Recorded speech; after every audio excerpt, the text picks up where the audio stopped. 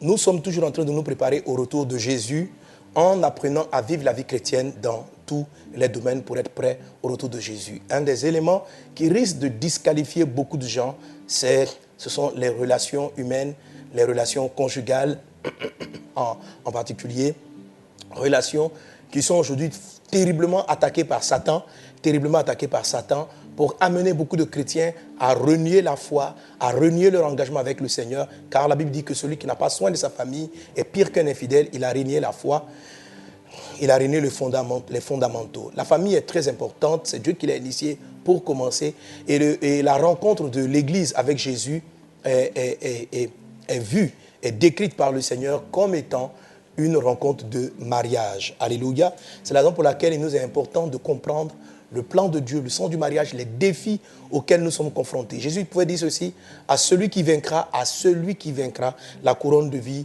lui sera accordée. Pourquoi? Parce que la vie est jalonnée de combats, est jalonnée de batailles, est jalonnée de défis que nous devons relever. Amen.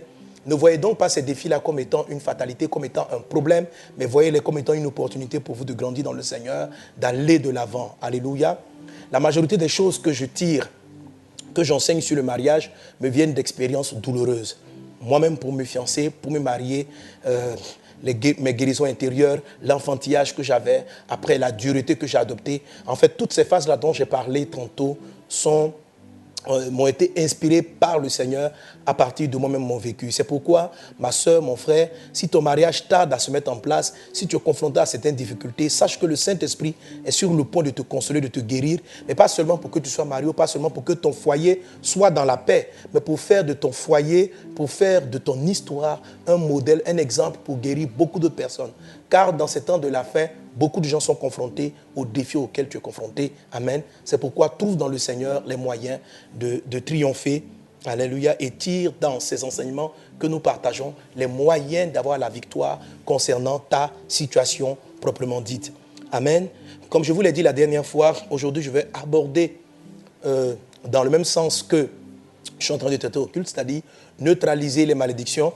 Mais je vais parler donc de neutraliser les malédictions qui agitent ou qui combattent les foyers, qui combattent le mariage. Donc, neutraliser les malédictions qui combattent le mariage. Précédemment, nous avons parlé donc de 10 mentalités ou de 10 esprits à chasser. Et c'était pour nous donc des temps de prière, des temps de délivrance. Et je bénis le Seigneur pour toutes les personnes qui ont été guéries et délivrées pendant ce temps. Il y a juste un petit point que je n'ai pas pu déborder, ce que j'appelle les faux attachements. Les faux attachements, juste une petite parenthèse là-dessus.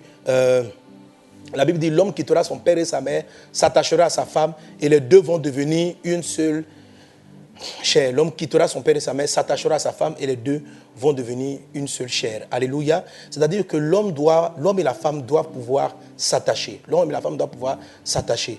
Un des éléments un des esprits qui empêche le mariage ou des mentalités qui empêchent le mariage, c'est la peur de se détacher de certaines choses. Les foyers sont détruits souvent parce que des hommes sont trop attachés à leur travail, trop attachés à leur maman, trop attachés à leur papa. Des femmes sont trop attachées à certaines de leurs copines, trop attachées à la télévision, trop attachées à des films en particulier, trop attachées à notre ego, que j'ai traité donc dans la notion de l'égoïsme. L'égocentrisme et l'égoïsme est la base des problèmes conjugaux principaux. Amen. C'est l'esprit principal de tout ce que j'ai cité, parce que la majorité des personnes se marient en pensant à eux-mêmes, en pensant à leurs besoins.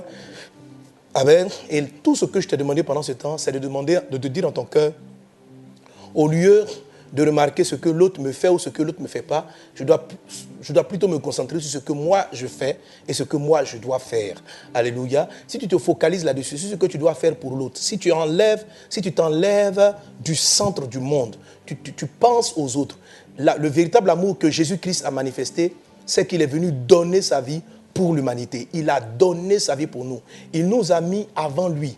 Homme, c'est ce que Dieu attend pour pouvoir te libérer en ce qui concerne le mariage. Tant que tu vas venir dans le mariage avec la mentalité de chercher la femme qui te sied toi, de chercher la femme qui te va toi, qui répond à tes exigences à toi, et que tu vas trouver même quelqu'une qui semble être dans ce cas et que tu l'entends dans ce foyer, ton foyer est potentiellement en difficulté. Parce que même le bien que tu fais à cette femme est dans le but de retirer un avantage. Peut-être que tu ne cherches pas véritablement son bonheur. Et c'est ce qu'on appelait l'amour du poulet. Et je te pose la question aussi à toi, ma soeur. Tu n'es pas mariée, mais pourquoi veux-tu te marier? Pourquoi veux-tu te marier véritablement? Le mariage est basé sur le fait de donner. C'est l'amour qui a caractérisé Christ pour l'Église. Et la soumission que doit manifester la femme vis-à-vis de l'homme, c'est la même attitude que Jésus-Christ attend vis-à-vis de lui, que nous l'aimions, que nous portions sa vision, que nous portions son fardeau, que nous regardions à lui. Et une femme doit être prédisposée à agir de la sorte. Elle ne doit pas voir un homme comme étant un moyen de faire disparaître son célibat, comme étant un moyen de lui donner un enfant, mais comme étant une personne qu'elle veut soulager, qu'elle veut voir évoluer, qu'elle veut voir atteindre son destin. Ma sœur, quand tu vas repositionner tes priorités selon les priorités de Dieu, je t'assure que ton mariage ne sera pas loin, car ton Dieu dira, ma fille va te marier. Mais si tu viens en pensant à toi, Dieu te laissera par rapport à toi-même. Tu dis, mais pasteur, si je ne m'occupe pas de moi, qui s'occupera de moi? Pasteur, si je ne pense pas d'abord à mes intérêts, qui le pensera? C'est en cela que vient la confiance en Dieu. Et c'est dans cela que se dresse cette confiance qui te permet d'être plongé dans le profond sommeil. Le profond sommeil, c'est la confiance que le Seigneur, parce que tu as décidé de donner, parce que tu as décidé d'aider un homme à entrer dans son destin, de te soumettre à une vision. C'est ça la conversion. Quand nous nous convertissons, si nous nous convertissons juste pour aller nous-mêmes au paradis, si nous nous convertissons pour que Jésus-Christ pourvoie à notre besoin, si nous nous convertissons pour que Jésus-Christ réponde à nos attentes, nous n'allons pas avoir une bonne vie chrétienne. Notre vie chrétienne sera égocentrique et notre vie chrétienne ne sera pas un amour réel et nous ne serons pas prêts pour le retour de Jésus. Mais si nous nous marions, si nous nous approchons de Christ parce que nous voulons voir sa gloire, parce que nous cherchons ses intérêts, amen, nous sentirons tout son amour nous remplir et sa victoire être notre partage. Fais du Seigneur tes délices et il te donnera ce que ton cœur désire. Alléluia. Il en est de même dans le cas du mariage. Que Dieu vous bénisse par rapport à cela et triompher de tous les esprits qui sous-tendent ce monde et qui finissent par vous éloigner du mariage. Je vous en supplie, chères sœurs, chers frères, ne vous bornez pas à dire, j'ai entendu ce que le pasteur a dit. Appliquez ces choses-là. Amen. Ne dis pas, oui, parce que tu as prêché, maintenant je veux voir le mariage. Non, il n'y aura pas de mariage, en tout cas idéal, si ces éléments-là, tu ne les appliques pas. Les enseignements sont toujours disponibles sur ma page Facebook. Tu peux les réécouter. Sur ma page YouTube, tu peux les réécouter. Tu peux prendre, réécouter et commencer à les vivre. Je t'en supplie, fais-le, parce que nous sommes dans le temps de la fin et tu vas comprendre pourquoi est-ce que c'est si compliqué aujourd'hui de se marier, à cause justement de certaines malédictions qui sont pendantes sur la terre et qui fatiguent un grand nombre de personnes. Est-ce qu'on est ensemble? Si tu es avec moi, fais un claquement de doigts. Je te bénis dans le nom de Jésus. Alléluia. Alléluia. Amen, amen. Donc, pour ceux, je vous ai demandé par rapport à ce sujet-là de suivre notre culte, de suivre les cultes du dimanche. J'espère que vous avez suivi. Je ne vais pas rentrer dans tous les versets, tous les détails. Si vous voulez des détails, procurez-vous les enseignements du culte. Amen. Alors, posons simplement juste d'abord quelques définitions.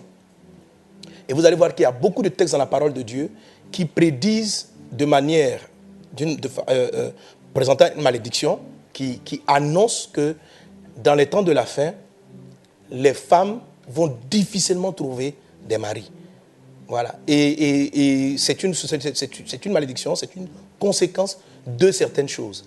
Alors, est-ce que tu peux éviter cela? Est-ce que tu peux vaincre cela? En dehors donc de la prophétie ou bien des malédictions donc annoncées par le Seigneur, du fait de l'attitude, du fait de certaines attitudes que nous allons présenter, que je te présenterai tout à l'heure, il y a aussi certaines malédictions qui sont d'origine simplement familiale, qui peuvent se manifester par des démons ou simplement par un blocage qui, même après délivrance, semble ne pas fonctionner.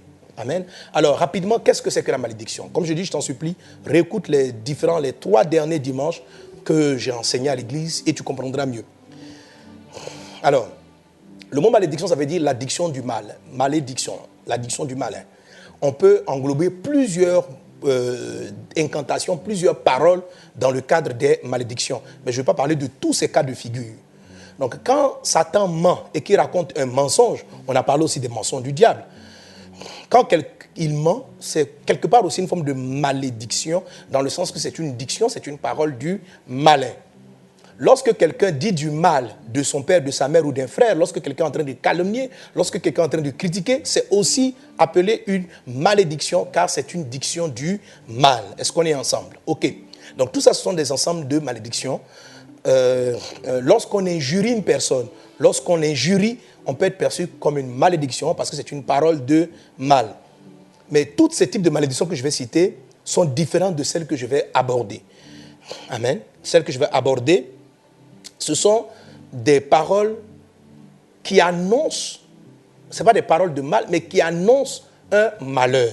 Alléluia. Qui annoncent un problème. Donc c'est une diction, pas de mauvaises paroles, mais c'est une diction qui annonce un malheur. Alors donc la malédiction, dans dire un malheur futur, la malédiction donc future, est un type de malédiction, est un type de parole qui semble être prophétique, mais comme une prophétie, comme une annonce du futur qui n'est pas favorable, qui n'est pas négative, qui va faire du mal, qui va poser un malheur. C'est de ce genre, c'est de ce type de malédiction dont je suis en train de parler. Je les appelle quelquefois donc les malédictions prophétiques. Il y a de la même manière, il y a aussi donc les bénédictions prophétiques qui est le fait de dire voilà ce qui va se produire, ce qui va arriver de bien.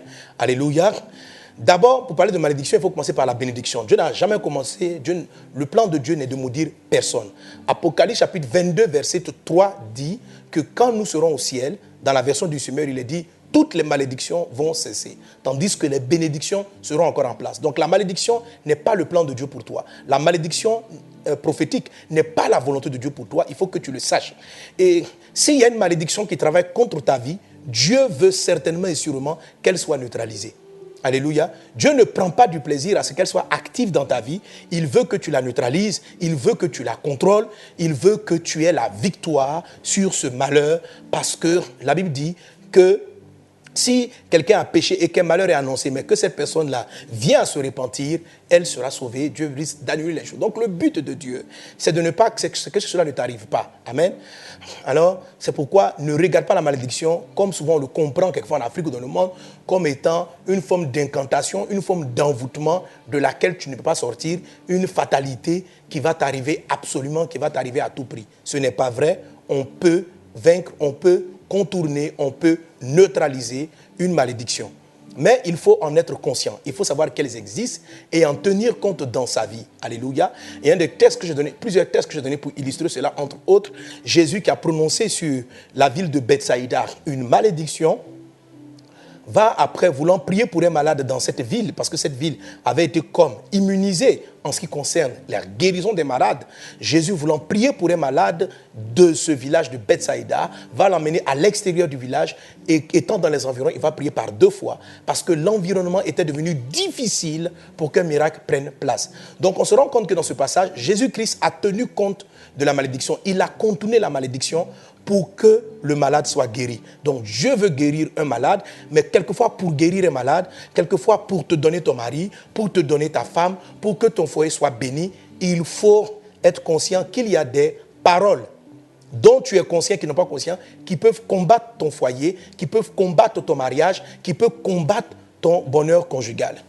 La malédiction n'est pas le seul ennemi de ton foyer ou de ta vie conjugale. Il y a les démons, il y a les mentalités, il y a tout ce dont j'ai parlé avant. Ce n'est qu'un pan de problèmes qui peuvent arriver. Donc, n'essaye pas de dire que tous tes problèmes sont d'une malédiction. N'essaye pas de dire que tu es maudit. Non, ce n'est pas de ça que je suis en train de parler. Analyse tous les différents messages et tu trouveras quel cas te concerne en particulier.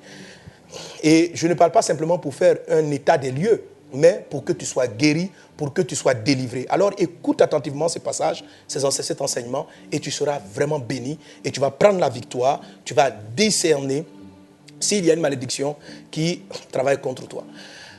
Et quelles sont les bénédictions dont Dieu t'a rempli, que Dieu t'a donné, que tu peux utiliser pour neutraliser la malédiction qui te combat. Alléluia. Voilà. Amen. Est-ce qu'on est ensemble?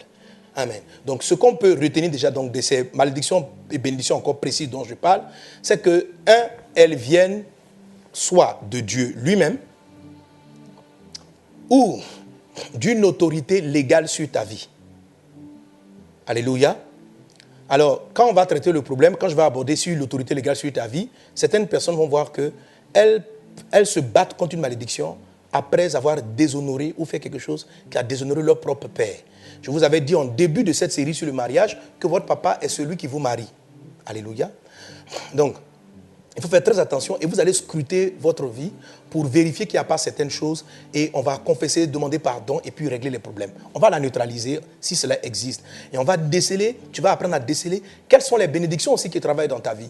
Parce que certainement, il y a des bénédictions qui travaillent dans ta vie. Et savoir amplifier ces bénédictions dans ta vie, savoir reconnaître et bénir, va amener ces bénédictions-là à croître au point de pouvoir noyer, au point de pouvoir engloutir certaines malédictions qui persistent et qui sont là dans ta vie. Donc, la malédiction dont je viens de parler est la conséquence de la désobéissance au principe d'une bénédiction. Quelqu'un est avec moi? Donc, la malédiction n'est pas la volonté de Dieu, mais c'est la conséquence d'une désobéissance en un principe de Dieu. Amen. Alléluia. Dieu dit, voici l'arbre de vie, tu mangeras le fruit. Voici l'arbre de la connaissance de quoi tu ne mangeras pas. Si tu manges, tu vas mourir. Voilà.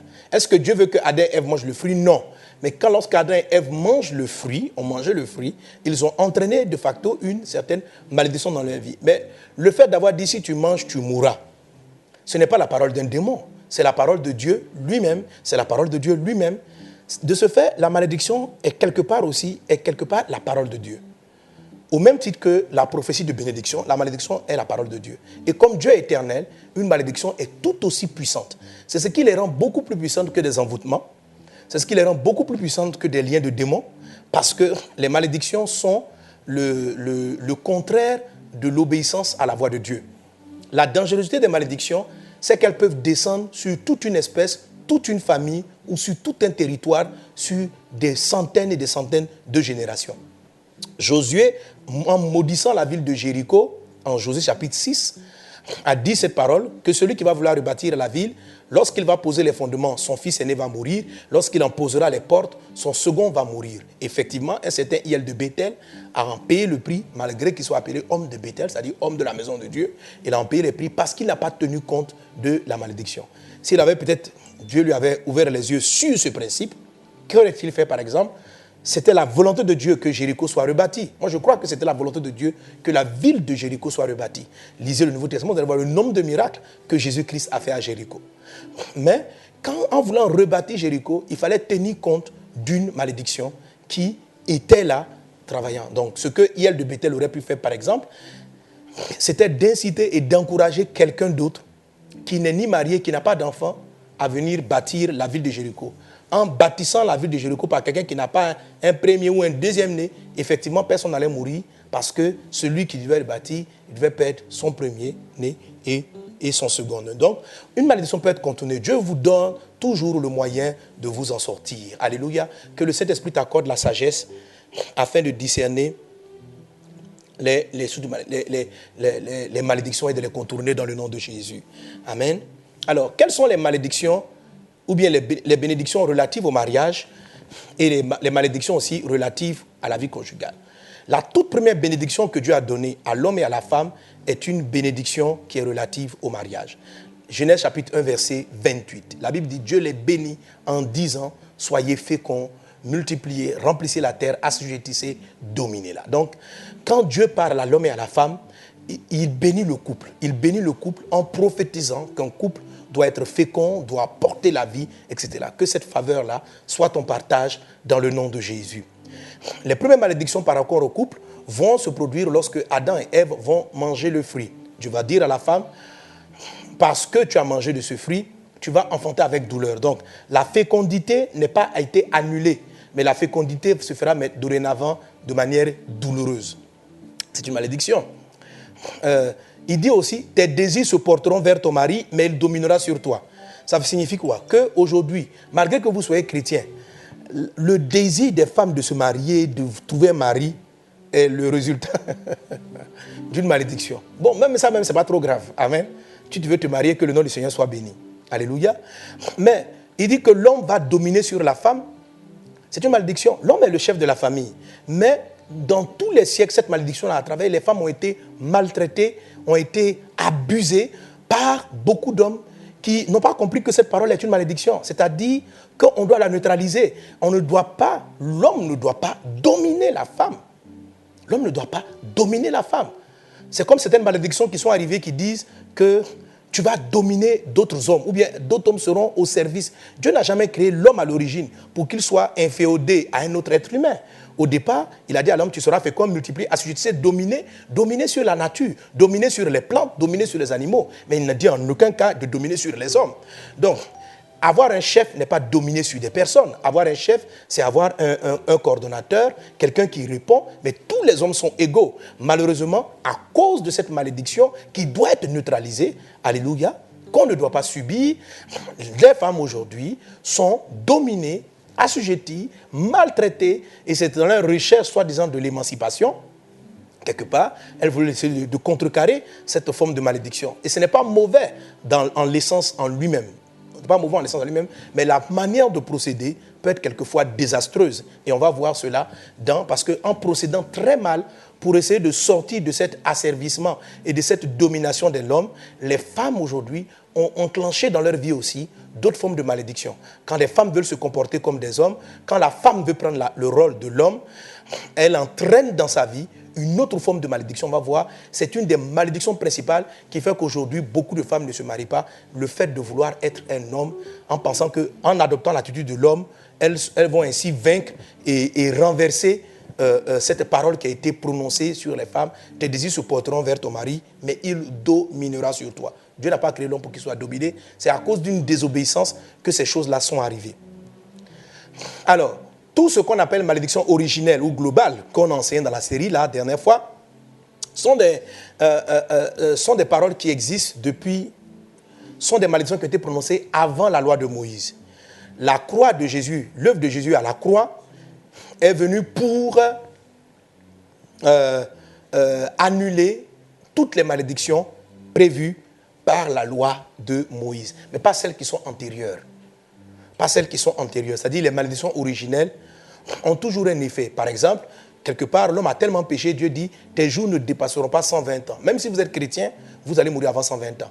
Aujourd'hui, même une femme chrétienne enfante avec douleur. Aujourd'hui, même une femme chrétienne a des désirs qui portent vers son mari. Et même dans l'église, il y a malheureusement des hommes qui ne comprennent pas, qui n'essaient pas de neutraliser la malédiction et qui créent des problèmes à leur foyer. Parce que comment une femme peut être sous la domination, elle va tout le temps se rebeller. Hein? Quand on est sous une domination, on se rébelle. Et ça entraîne des coups parce que des maris veulent asservir leur femme, veulent détruire leur femme, subissant une malédiction au lieu de la neutraliser. Alléluia. Jésus est venu nous donner l'exemple. Marie, aime ta femme. Marie, prends soin de ta femme. Il dit ceci, aucun homme ne maltraite son propre corps. Celui qui maltraite donc une femme se maltraite lui-même.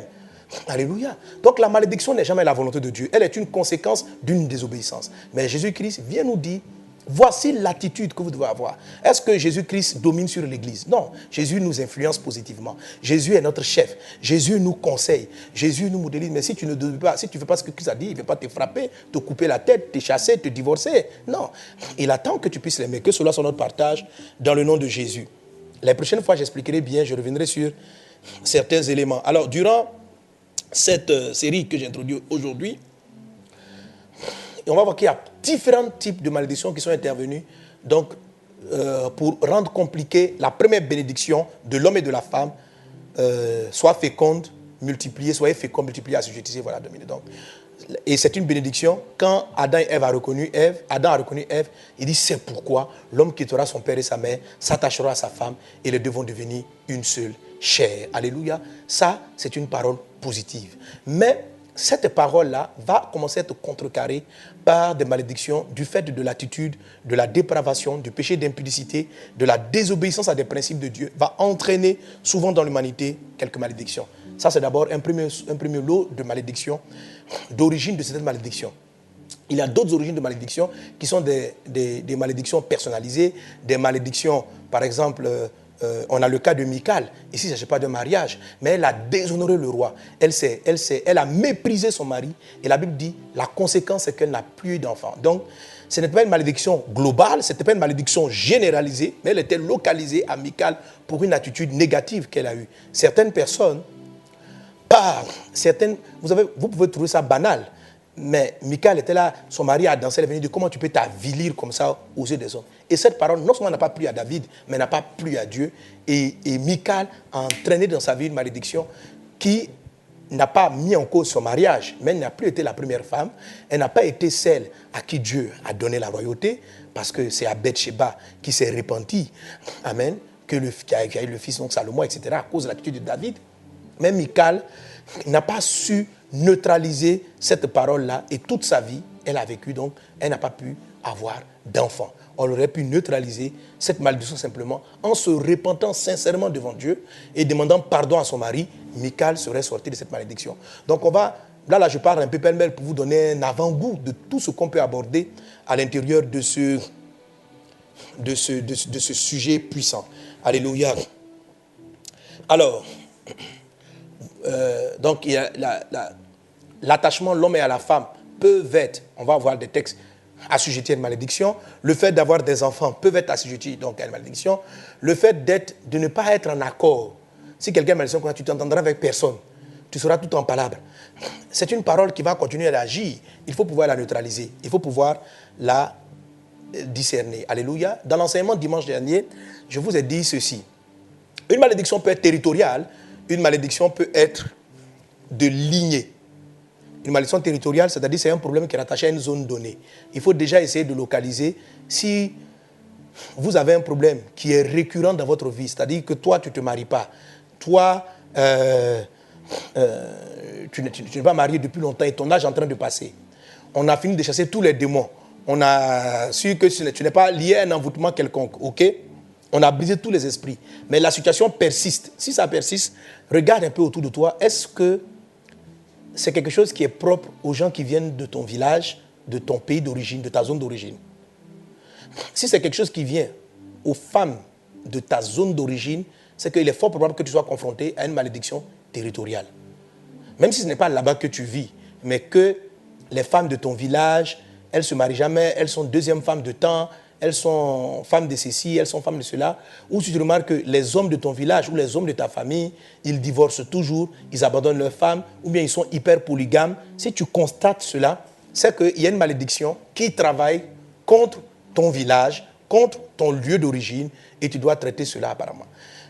Dans beaucoup d'exemples pour lesquels j'ai prié, j'ai eu à constater certaines malédictions territoriales dans certains de mes fils spirituels. J'ai remarqué que certaines personnes qui venaient de certaines régions, excusez-moi, je ne critique pas tous les pays, mais Dieu m'orientait vers cela. À l'époque, je ne comprenais pas trop les malédictions. Et maintenant, Dieu est en train de m'ouvrir mes yeux. Mais qui venaient d'une région précise, d'un pays, d'une région précise dans la zone dans un endroit du Bénin. C'était des femmes qui réussissaient professionnellement, qui ont beaucoup d'argent, qui ont beaucoup de moyens, mais qui ne se mariaient pas. Qui ne se marient pas malgré le fait qu'elles viennent à l'église, malgré le fait qu'elles prient, qu'elles viennent à l'église. On ne peut pas dire que c'est une malédiction générationnelle, parce que quelquefois les personnes en qui je parlais, elles ne sont pas directement parentées. Mais le point commun, c'est qu'elles viennent d'un village, d'une origine, d'un point commun. Comment est-ce qu'on neutralise ce genre de malédiction territoriale? Nous allons l'apprendre dans le nom de Jésus. Est-ce qu'on est ensemble? Est-ce qu'on est ensemble? Amen. Alors, de manière territoriale, peut-être que vous vous mariez, mais peut-être que la plupart divorcent. Peut-être que les gens se marient, mais peut-être qu'ils ont des difficultés à avoir des enfants. Peut-être que... Donc, en fait, tout cela, ce sont des situations conjugales qui interviennent.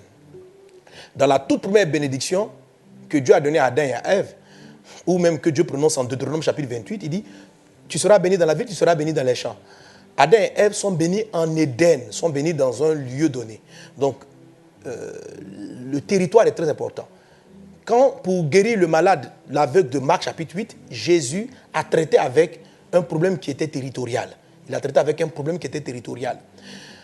Que dans le nom de Jésus-Christ, toute malédiction territoriale soit neutralisée par toi dans le nom de Jésus. Pendant que je parlerai, l'Esprit du Seigneur, mardi prochain, te donnera une sagesse, une intelligence pour pouvoir neutraliser cette malédiction territoriale dans le nom de Jésus. Prends simplement le fait de constater si dans ta région, les femmes ou les hommes, les personnes qui viennent de cette région-là n'ont pas ce même problème.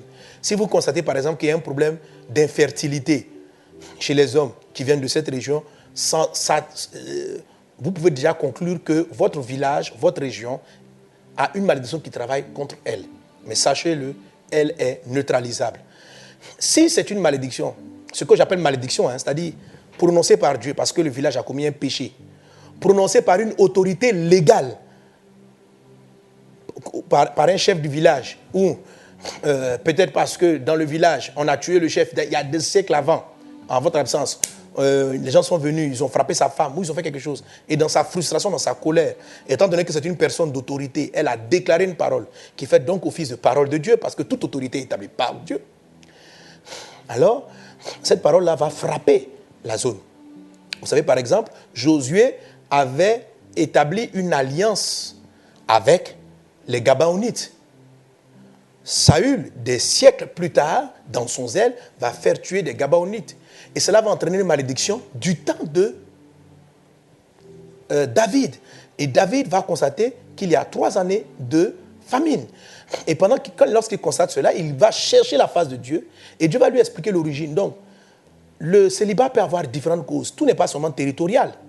Tout n'est pas territorial. Donc, il y a eu à un moment donné une alliance qui a été brisée. Or, une alliance qui a été faite au nom de Dieu. Amen. Elle a été faite au nom de Dieu. Et parce qu'elle n'a pas été honorée, elle a eu des conséquences. Donc, tout Israël en a payé le prix pour une faute d'un roi autorisé à rien sur Israël, c'est-à-dire Saül. Si c'était un petit hébreu dans le quartier qui partait tuer un Gabaonite, ça n'aurait eu aucun effet.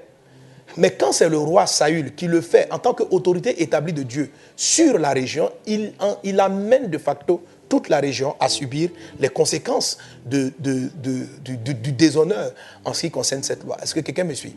Amen. Alors, cette malédiction, David, dans la prière, a pu la neutraliser. Ça s'est passé de manière assez dramatique parce qu'il y a eu mort d'homme, malheureusement. Alléluia. Et c'est là que va intervenir le sacrifice de Jésus dans la prière que nous allons faire. Nous allons faire intervenir le sacrifice de Jésus, nous allons faire intervenir le sang de Jésus pour neutraliser certaines malédictions qui ont pu être posées ainsi. Pour le moment, je vous pose juste des jalons pour apprendre à discerner l'origine des choses. Donc, on peut avoir des malédictions qui sont d'ordre territorial. On peut avoir des malédictions qui sont d'ordre généalogique, qui sont de la lignée. Le Seigneur dit, le fruit de tes entrailles, les porteurs de ton gros et de ton menu bétail, toutes ces choses seront bénies. Le fruit de tes entrailles sera béni. Le fruit de tes entrailles sera béni. Alors, quelqu'un qui a le fruit de ses entrailles béni, et quand vous lisez Deutéronome 28, après le verset 14, il est dit aussi que Dieu va maudire le fruit de tes entrailles. Ça veut dire soit tu ne vas pas enfanter, ou le fruit de tes entrailles c'est ton enfant, ou ton enfant, que le fruit de tes entrailles va porter un problème, va avoir un problème. Alors, quand c'est une malédiction qui est générationnelle, beaucoup de fois, on l'assimile bien sûr à ce qu'on appelle les liens d'hérédité. Mais un lien d'hérédité peut venir aussi parce qu'un papa est parti adorer un démon qui était dans la famille et qui met la stérilité dans la famille ou qui met le célibat dans la famille. Je viens de vous dire que tout célibat n'est pas dû par des démons. Quand c'est un démon, il suffit de le chasser et la personne qui était enceinte, qui n'arrivait pas à enfanter, va se marier.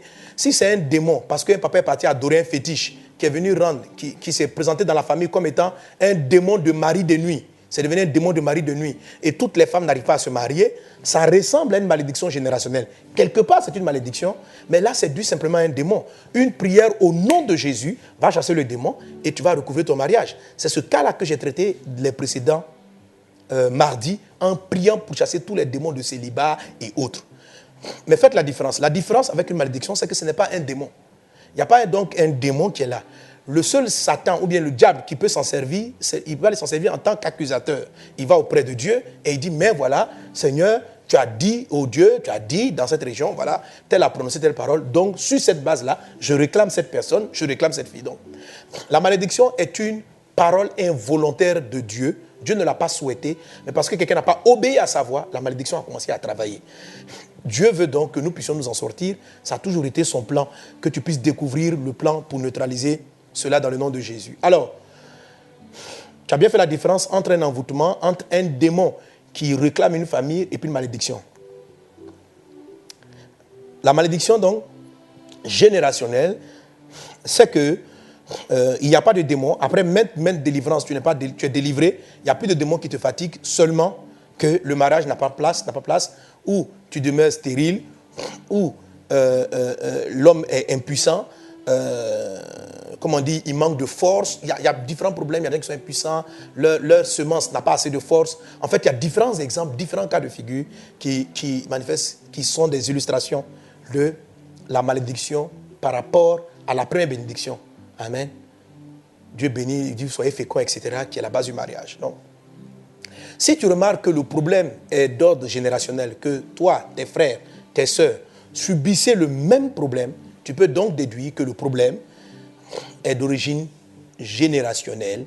Amen. Il ne s'agit pas donc d'aller attaquer un village, parce que tu vas remarquer que dans ton village, les autres sont bénis, les autres voient le fruit de leurs entrailles bénis, ils ont des enfants. Mais toi, dans ta lignée, le problème existe. Le problème existe, alors tu peux donc en déduire qu'il s'agit d'un problème générationnel. Tu peux aussi déduire qu'il s'agit d'un problème générationnel par rapport à ton conjoint. Remarque, tu es marié, est-ce que ton mari a des frères, est-ce que ton mari a des cousins? Si vous vivez une situation compliquée où les gens ont un mauvais caractère, ou par exemple il y a un problème qui survient régulièrement dans votre couple à vous, renseigne-toi auprès de tes belles-sœurs, renseigne-toi auprès des autres parents. Si le mal se répercute sur les différents hommes ou les différentes femmes dans ce foyer, c'est que le mal est générationnel, mais pas de ta génération, pas de ta descendance, pas dans ta filiation, mais dans la filiation de ton conjoint, dans la filiation de ton conjoint.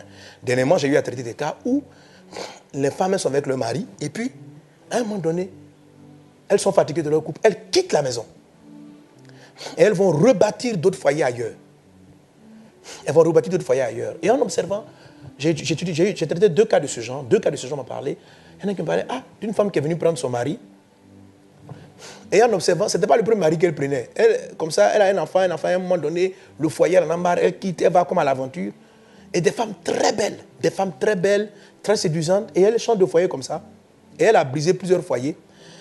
Et en observant sa vie, en parlant avec ses soeurs, elle s'est rendue compte qu'elles toutes faisaient pareil.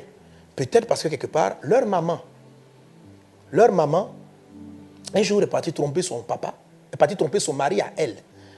Pas leur maman peut-être actuelle, mais peut-être leur aïeul. Vous savez, une malédiction, c'est une parole de Dieu, donc elle est perdue. Elle est partie tromper leur aïeul là-bas, et quand elle a trompé, il a maudit. Il dit, toutes les filles qui naîtront de toi ne seront pas fidèles. Ce n'est pas moi seulement que tu l'as fait. Et maintenant, donc, toute la malédiction-là, donc elle agit. Et comme c'est un père, c'est un mari, il a autorité légale. L'homme est le chef de la femme, il a autorité légale. C'est fait par exemple le cas de David par rapport à Michal. Il a autorité légale. Étant donné qu'il a autorité légale reconnue par Dieu, ça a une incidence et les filles à un moment donné ont des désirs et des pensées bizarres qui les amènent à ne plus supporter leur foyer. À un moment donné, tu n'aimes plus ton mari, il ne te dit plus rien, il est bizarre, ton foyer te dégoûte et tu as subitement le désir encore d'aller quitter le foyer. Et on va commencer à trouver toutes sortes d'arguments, toutes sortes de prétextes. Ma soeur, tu dois neutraliser ce type de malédiction. Remarque, si toi ou tes soeurs, vous n'êtes pas sujet à cela, de vouloir laisser votre conjoint à un moment donné de votre vie. Il y a une diversité de types de malédictions qui peuvent survenir dans le cadre d'un foyer.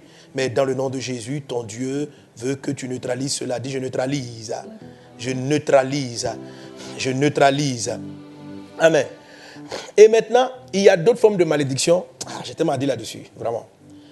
Qui sont plus locales, mais qui sont une désobéissance par rapport à la parole de Dieu. Donc, je vais finir avec ce point. Aujourd'hui, je n'ai pas donné les solutions. Je vous présente un tableau général des types de malédictions qui peuvent fatiguer une femme, fatiguer un homme, fatiguer un couple, fatiguer un foyer. Et je vais t'expliquer comment par Jésus-Christ, on peut neutraliser cela. Alléluia. Je sens que le Saint-Esprit va bénir beaucoup de gens. J'ai tellement d'enfants spirituels qui souffrent de cela, qui ne sont pas possédés. Les liens d'hérédité ont été brisés par l'œuvre de la croix. Si quelqu'un est en Christ, il a une nouvelle création. Les choses anciennes sont passées, voici tout est une nouvelle. Même si la chair réclame. Je connais des filles spirituelles pieuses qui craignent Dieu, qui aiment le Seigneur. Amen. Alors, maintenant, il y a d'autres formes de malédiction qui ne sont ni locales, ni générationnelles, mais qui peuvent démarrer par rapport à toi. C'est le groupe de malédiction, comme l'attitude que Michal a eue, qui a entraîné dans ses entrailles à elle une forme de malédiction parce qu'elle a déshonoré son mari. Il y a des principes essentiels en ce qui concerne la notion d'autorité. Alléluia. Que les femmes inconsciemment, à cause de ce que j'ai expliqué au début, où j'ai dit,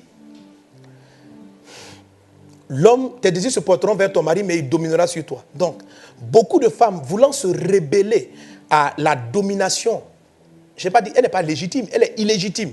Elle est illégitime parce qu'elle est une malédiction prononcée. Ce n'était pas le plan initial de Dieu.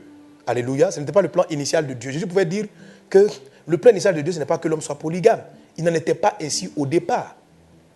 Donc quand les gens sont devenus polygames, quand les gens ont eu des désirs pour plusieurs femmes, c'était les conséquences de certains actes qui ont été posés. C'était des conséquences. Amen. Mais maintenant, en Christ, nous neutralisons cela en ayant une femme. Et la femme a son mari. Il ne faut pas aller chercher à aller avoir plusieurs sous de faux prétextes. Est-ce qu'on est ensemble? Ok. Lisons quelques textes par exemple. Il dit, Jérémie chapitre 31, verset 22, dit ceci. Jusqu'à quand seras-tu errante, fille égarée? Jusqu'à quand seras-tu errante, fille égarée? Car l'Éternel crée une chose nouvelle sur la terre. La femme recherchera l'homme. Amen. La femme recherchera l'homme. Ça, c'est une malédiction aussi. Alléluia. Bon, je ne vais pas dire Alléluia, une malédiction, hein, c'est pas bon. Voilà. C'est une malédiction, c'est pas bien. Donc, il ne faut pas que ça arrive. Jusqu'à quand, ça, mes amis, ça, c'est le cas le plus fréquent aujourd'hui à cause, dans ce désir, pardon, d'émancipation de la femme. Il dit, jusqu'à quand seras-tu errante, fille égarée? Car l'Éternel crée une chose nouvelle sur la terre, la femme recherchera l'homme. Ésaïe chapitre 3, le verset qui m'intéresse, c'est Ésaïe chapitre 4, verset 1. Mais c'est le premier verset donc, du chapitre 4. Mais les textes qui précèdent expliquent pourquoi il y a cette parole. Ésaïe 4, 1 dit ceci. Et sept femmes saisiront en ce jour un seul homme et diront, nous mangerons notre pain et nous nous vêtirons de nos habits. Fais-nous seulement porter ton nom, enlève notre opprobre.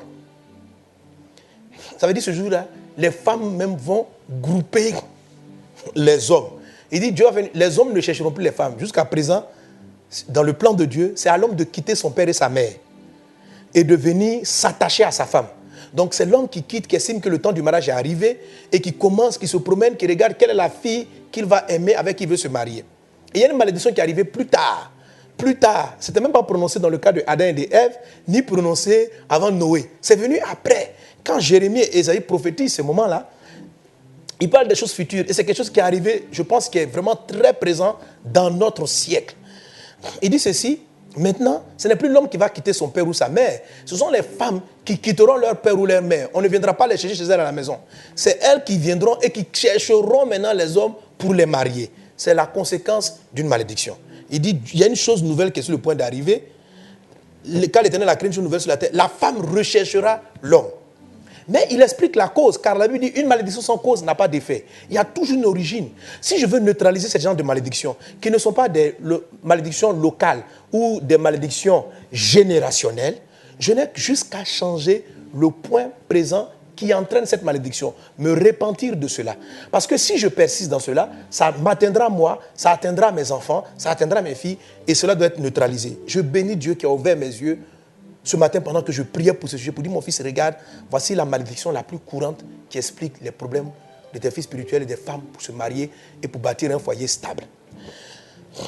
Et Ésaïe, donc, 4, verset 1, dit, 7 femmes saisiront en ce jour-là un homme et diront, nous mangerons de notre pain. C'est-à-dire même les femmes, tellement vont vouloir se marier, elles vont dire, c'est même pas la peine. Moi, je ne cherche même pas à me marier pour que tu prennes soin de moi. Je veux juste avoir un mari dans la maison. Moi-même, là, j'ai déjà mon salaire, j'ai déjà mon argent, j'ai déjà ma maison. Vous voyez ça? Il dit, 7 femmes saisiront ce jour un seul homme et diront, nous mangerons notre pain. C'est-à-dire, il ne faut même pas amener à manger à la maison. Nous-mêmes là, on va manger notre propre pain. Nous nous vêtirons de nos habits. Je ne te demande même pas d'acheter mes habits. Moi-même, je vais faire ma garde-robe. Ne prends pas soin de moi, je prendrai soin de moi. Elle dit, nous nous vêtirons de nos habits. Fais-nous seulement porter ton nom. Enlève notre opprobre. C'est-à-dire, tout ce que je veux là, c'est être appelé Madame Tant. Je ne veux plus avoir mon nom de jeune fille. Parce que c'est un opprobre qu'à cet âge, c'est une honte qu'à cet âge, on m'appelle encore de mon nom, comme m'appelait quand j'étais dans la maison de mon père. Je veux simplement avoir un nom. Donne-moi un nom. Si tu veux même, il ne faut pas t'occuper de moi, etc. Je le ferai moi-même. Mes amis, ça, c'est la conséquence de la malédiction. Et je sais que vous savez très bien que c'est ce qui est à court de nos jours. C'est ce qui est à court de nos jours. Tellement les mariages sont devenus compliqués. La plupart des personnes se marient juste, des femmes surtout, pour quitter le nom de jeune fille. Et elles commencent véritablement à rechercher l'homme. Et d'où cela vient, Ésaïe chapitre 3, à partir du verset 16, l'Éternel dit, parce que les filles de Sion sont orgueilleuses, et qu'elles marchent le cou tendu et les regards effrontés, parce qu'elles vont à petits pas et qu'elles font résonner les boucles de leurs pieds, le Seigneur rendra chauve le sommet de la tête des filles de Sion. C'est-à-dire, elles vont perdre leurs cheveux. Ça, c'est dangereux, hein, frère. S'il y a beaucoup de gens, elle dit, parce que mes cheveux sont en train de tomber en ce moment-là. Ah, ma fille, je ne sais pas, Le Seigneur rendra chauve le sommet de la tête des filles de Sion. Ok. L'Éternel découvrira leur nudité. Donc, quand la malédiction va arriver, la malédiction dont il est question ici, c'est une malédiction où les femmes vont perdre beaucoup leurs cheveux, elles vont chercher à avoir beaucoup de cheveux, mais les cheveux vont disparaître. On ne sait pas pourquoi. Waouh. Il a dit, l'Éternel découvrira leur nudité. Les femmes auront une tendance à présenter leur nudité dans cette période. Elles auront une tendance, la malédiction va les tendance à présenter leur nudité. Donc, d'où cette présence d'habits sexy, d'habits moulants, d'habits collants, d'habits dessinants, d'habits dessins qu'on voit. Mes filles, écoutez-moi, mes soeurs, écoutez-moi. Le désir que vous avez de faire ces choses est le fruit d'une malédiction.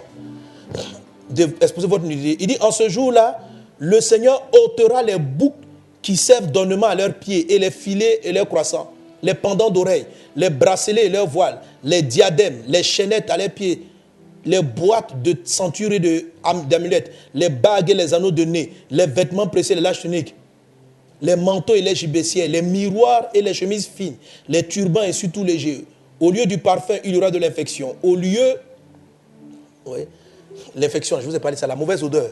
Au lieu du parfum qui attire, tu auras une mauvaise odeur. Au lieu de la ceinture, une corde. Au lieu de cheveux bouclés, une tête chauve. Au lieu d'un large manteau, un sac étroit.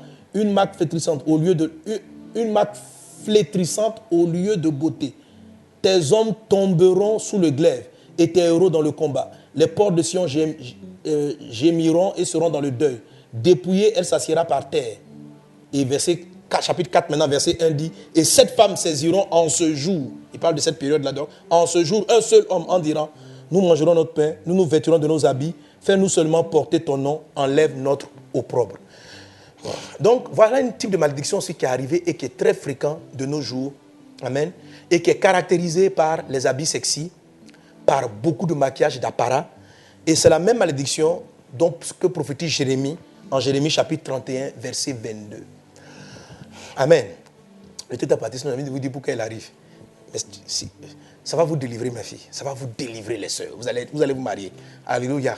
On va neutraliser la malédiction. Là. Amen. On va la neutraliser. Alléluia. Parce que quand Dieu m'a expliqué comment on gère cette affaire. Amen. Donc voilà. Donc celle-là, elle n'est pas générationnelle.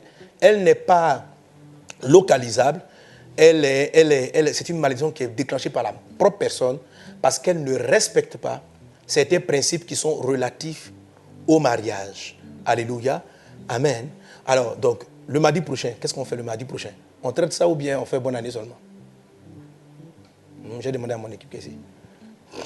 Les gars, on traite, je fais la suite ou on fait les deux? Ou bien je fais bonne année seulement? Bon, si toi qui me suis en ligne, on va voter. Allez, on regarde en ligne.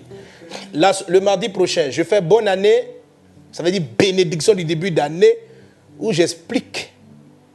Hein? Vous avez marqué le texte d'Ésaïe, on dit les hommes vont tomber, les héros vont tomber. Ça veut dire, quand ces temps-là vont arriver, les vrais hommes, les hommes qui prennent leurs femmes, les hommes vont tomber. Il dit,